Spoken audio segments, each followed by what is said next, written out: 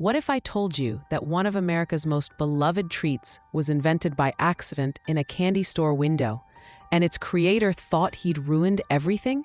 Stay until the end to discover how this fizzy mistake became a cultural phenomenon and what it teaches us about finding magic in simple moments.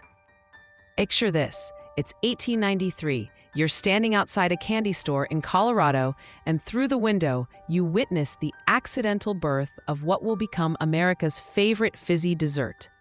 The root beer float wasn't invented in a fancy kitchen or a corporate boardroom. It was born from curiosity, moonlight, and a moment of pure what-if. Meet Frank J. Wisner, owner of Cripple Creek Brewing in Colorado. On August 19, 1893, Wisner was working late in his shop when something magical happened. The moonlight was streaming through his window, illuminating his bottles of Myers Avenue Red Root Beer. The sight was so beautiful that it reminded him of snow-capped mountains. That's when curiosity struck. What would happen if he dropped a scoop of vanilla ice cream into that liquid mountain? Most people would call this a crazy idea. You don't mix ice cream with soda. But Wisner wasn't most people. He was an experimenter, a dreamer who saw poetry in simple ingredients. His first reaction? Panic. He thought he'd ruin both the soda and the ice cream. The fizzing, the foaming, the chaos. It looked like a disaster, but then he tasted it. That moment, that first sip, changed everything. The smooth, creamy vanilla perfectly balanced the spicy, complex flavors of the root beer. The bubbles created a texture that was somehow both familiar and completely new. Word spread like wildfire through Cripple Creek. Within days, people were lining up for what Wisner called black cow's milk. But the real magic happened when children tried it. Their faces lit up with an infectious joy. Here was a treat that tasted like childhood itself, fizzy and fun and just a little bit rebellious. The timing was perfect. This was the height of the American soda fountain era. Every town had at least one place where families gathered to share sweet treats and create memories. The root beer float became the soundtrack to summer afternoons, first dates, and family celebrations.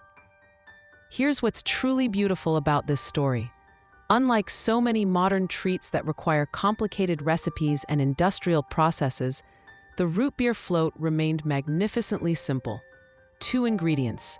That's it. No patents, no secret formulas, no corporate ownership. It belonged to everyone. In our world of craft cocktails and Instagram-worthy desserts, there's something revolutionary about the root beer float's simplicity. It reminds us that the best experiences aren't always the most complicated ones. Sometimes, joy comes from combining 2 simple things in a way that creates something greater than the sum of its parts. National Root Beer Float Day isn't just about celebrating a dessert. It's about celebrating those accidental moments of discovery that make life sweet. It's about the beauty of simplicity, the magic of curiosity, and the way simple pleasures can bring people together across generations. What's your favorite simple pleasure that brings you joy? Do you have a special root beer float memory or tradition? Share your sweetest moments in the comments below. I'd love to hear about the simple things that make your life special. Ready to discover more delightful stories behind America's favorite traditions and treats? Subscribe to History Sparks and join our community of curious minds who find extraordinary magic in ordinary moments. Trust me, the next story we uncover will give you a whole new appreciation for the simple joys around you.